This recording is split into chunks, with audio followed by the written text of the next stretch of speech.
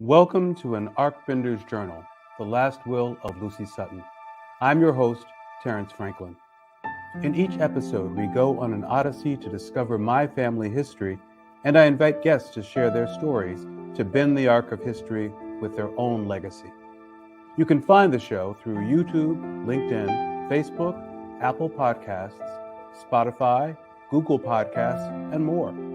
Now please, join me for An Archbender's Journal, The Last Will of Lucy Sutton. I'm your host, Terry Franklin.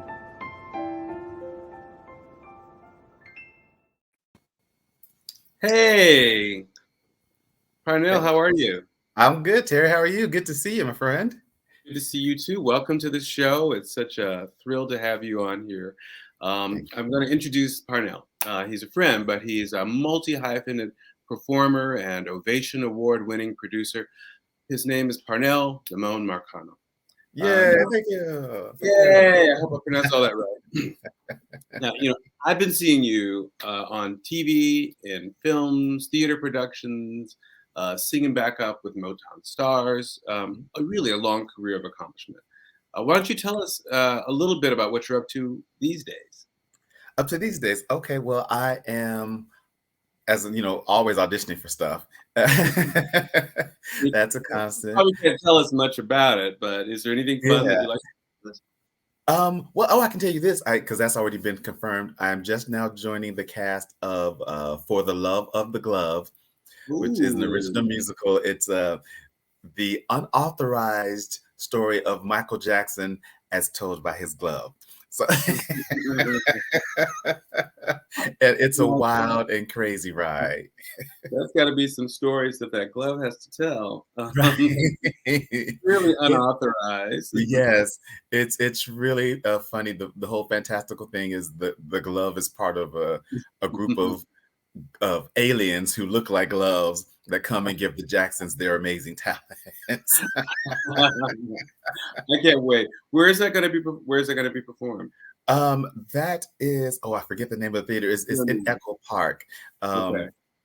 Oh shoot! I'm so sorry, you guys. I forgot the name of the theater. I caught you off guard, but that's something we'll look forward to.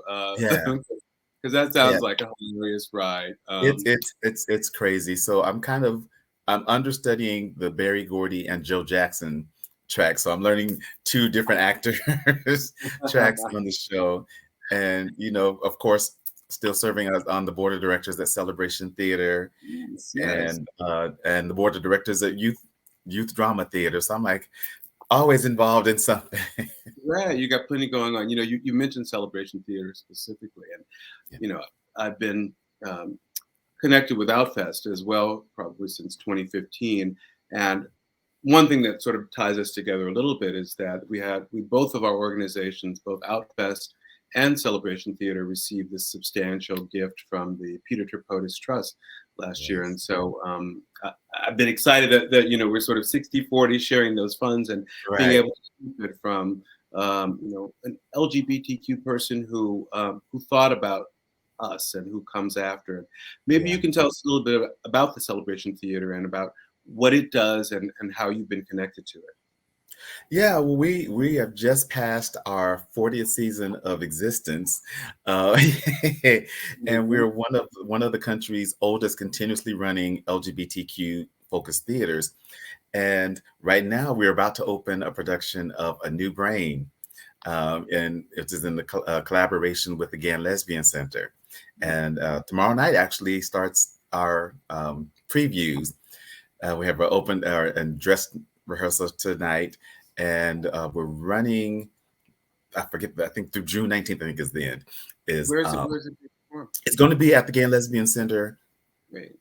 Yeah, and so it's right down the street from our old theater space. Yeah, so we're really excited about it. That sounds like a great thing.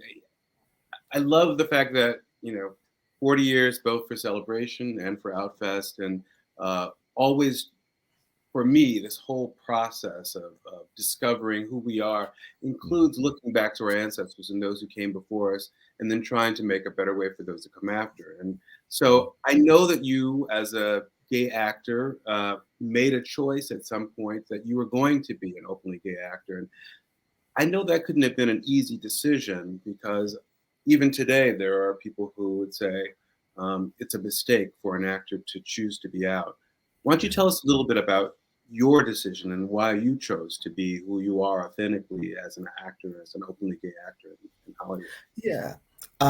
Certainly, that was one of the things that I decided early on in my career, because I had seen how many actors, had been forced to marry, and to keep up the heterosexual image. And I'm like, Right. man, I don't want to do that. Yeah, I don't want to do that. That doesn't make any sense. And growing up without seeing those role models, I mean, we had people that you kind of knew were gay, but there weren't a lot that were out and open. Like we kind of would see Paul Lynde, and we're kind of like, I'm thinking, What's going on with Liberace? yes, like I'm pretty sure, we're in the same clique here. And especially when you started to see like some white male actors coming out, but there were not a lot of Black gay male actors coming out at the time. Since then, we have many to look at and go like, yes, yes, yes, I have these examples. But I just really wanted to be an example for younger actors coming up after me, to be like, yes, you can honestly and openly be who you are and have a good career.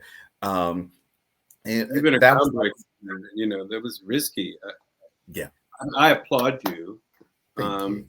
Never any regrets? You ever any parts maybe that you think, oh, I could have gotten that, but No. For a while I was kind of like, I thought about it, and I was like, people say, well, I don't want to be pigeonholed as just a gay actor. Right.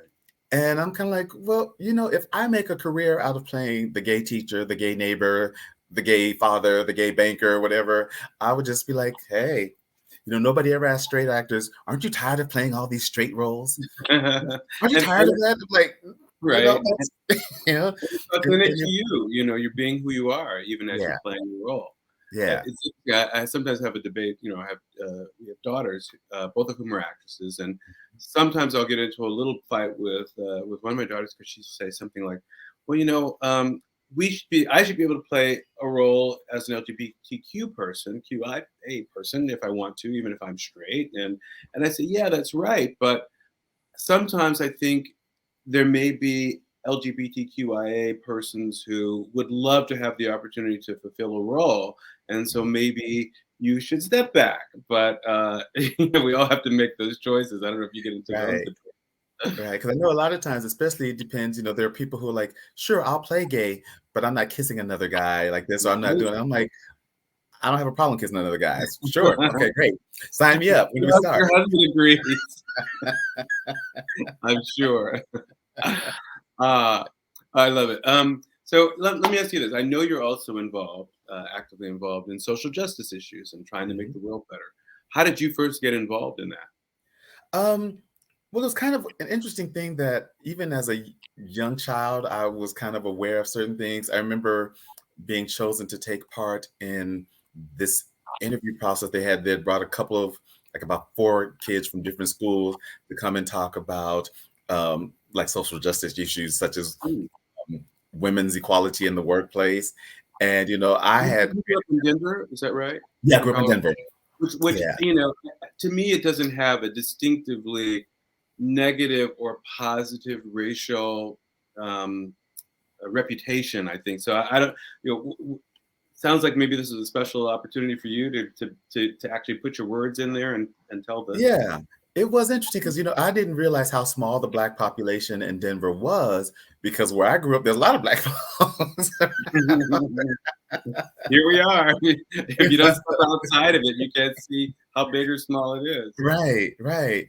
And then, when you grow up and you go, it's like, oh, I didn't realize that we were that little of the population. I just happen to know all the Black people.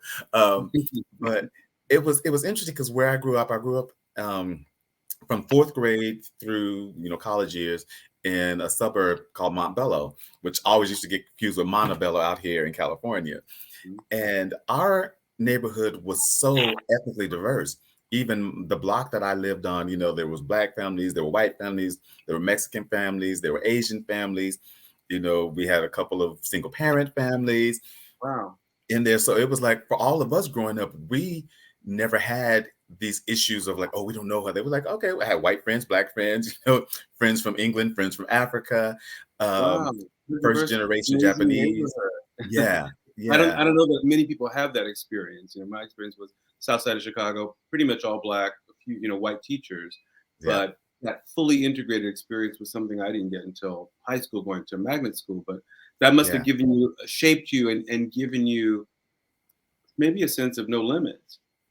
I think it did it because it is when you meet with and get to know people from other cultures, other countries, even, it really broadens how you think of things, and we never had big racial issues in our school because everybody had been friends with each other from elementary on. We'd all grown up together Right. and played together. Racism, right? It's carefully taught, right? Yes, exactly. Exactly. I mean, it was crazy because there was a white family that lived across the street from us, and their dad was racist, but his daughters, they were our friends, and we just knew, like, okay, well, we don't mess with him, but we're friends.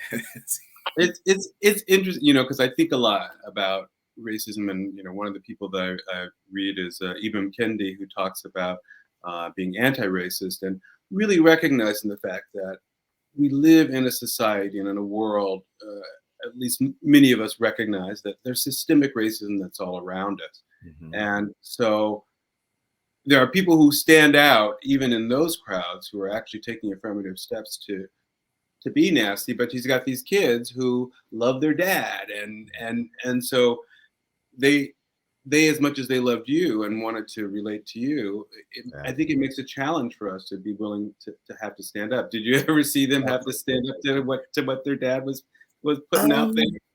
No, because I at that time we were really, really young. Right. So you're still more afraid of your parents then. And but they would just it would kind of thing like, yeah, my dad, just that sort of thing, where they were just kind of exasperated with them. Right. So that was, but we never had any incidents with him. Right. We never heard, there was never any hate speech or anything from him. We just knew that he was a little prejudiced, and we just, okay, you stay over there, we're still over here. Just knowing is enough. Yeah. But then as an adult, I think really, really getting involved with it was back in the early 90s when I had moved to LA. I moved to LA in 88, right after I graduated college. And there was a protest against Pete Wilson and AB 101 at the time that was out in, I think it was like in Woodland Hills. And I was working out there, and a bunch of us employees went. He was speaking somewhere, and we all went there. We're taking protests. We're like, no. And it was exciting. I was like, oh, this is what it felt like, like back in the 60s when people were taken to the streets and letting their voices be heard. And I liked it. I liked not just being somebody who just kind of sat behind complaining about it, but actually took to the streets and raised my voice and my fist. And it was exciting and scary because you're there, but at the same time, the people, there were policemen on horses, and the crowd behind me is like pushing each other. I'm like, wait. But you got to stand up, right? One of the things I love about you is that back in 2015 we had our little Oscar So White protest where we marched backwards from Selma to Hollywood when Selma was out, and you came out and you were there with us chanting in the streets and getting caught on the news. So I just honor you and respect your support for civil rights and social justice and trying to make the world better. It's the company I keep, Terry. Love it. Hey, one of the things that when we were sort of doing the pre-interview, I said, what was one of your favorite quotes? And you said, I'm not sure if you remember it, but it was, it's not my job to make you comfortable with my life. Yes. What does that mean for you? Tell me about that. Well, it was something that it was in a conversation that I had many, many years ago, and that popped into my head. And I just made it my own personal motto from that point on, because it was something like, well, it's not my job to make you comfortable with my life. And I kept saying, and people were like, you need to put that on a t-shirt. And so I did. I mean, it's one of those things that I hear a lot of people say these days, and to know that you came up with the concept, and there is a truth to it, that Yeah. I think it's hard for us to come to, especially when you're in a performance environment, or when you have to, um, when part of what you do requires you to have the support and encouragement and enthusiasm of other people. How do you do that without sacrificing your own identity and your personhood? Um, Right. And that's it is scary because you do take the risk, like, okay, there's gonna be some pushback because some people are just not going to like the fact that you live in your own authenticity. I mean, even within the LGBTQ community, I'm still getting used to the word queer. right, And so I was like, right. oh, but less and less, I'm like, okay, all right, I get it. I think it's And about, yeah, go on. oh, and just really being like, but you know what? If that's what makes that person comfortable and happy and feel seen, if you like it, I love it.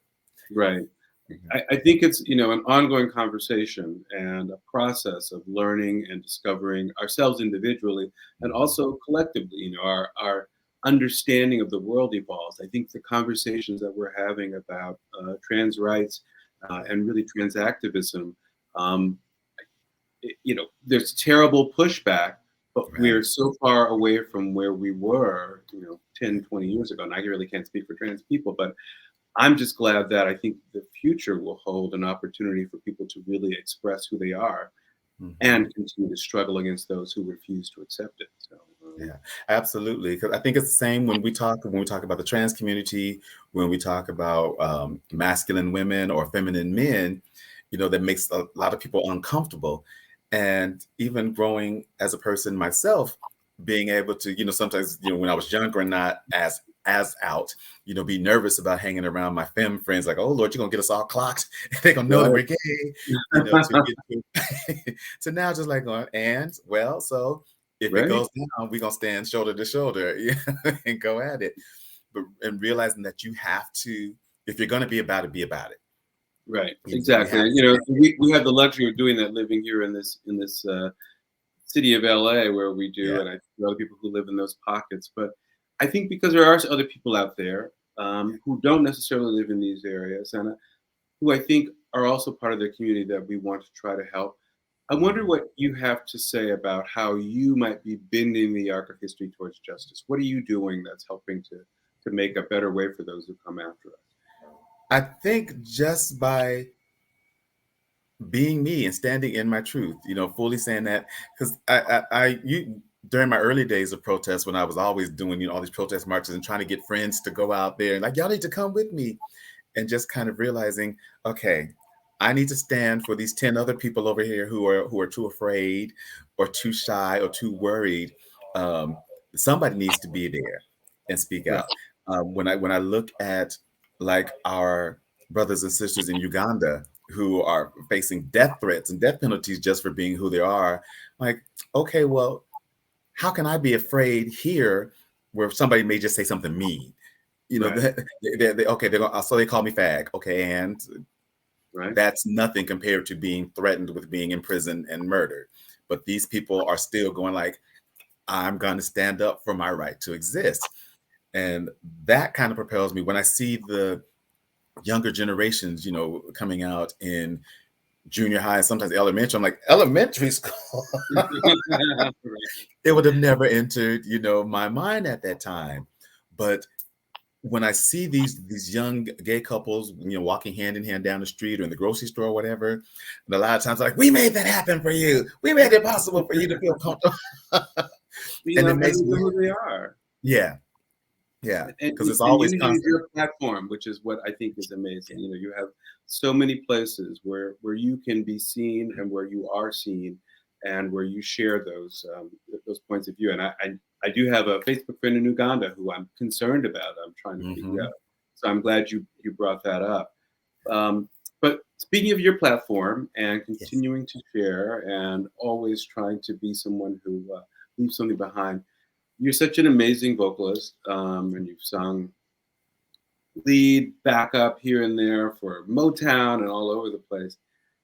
this would be so special for me if maybe you could just render us a little bit of a tune. I haven't had anybody who actually has performed a song on any of my on my episodes yet, but if you would do that for me, that would be such a treat. And you can close this out. That would be great.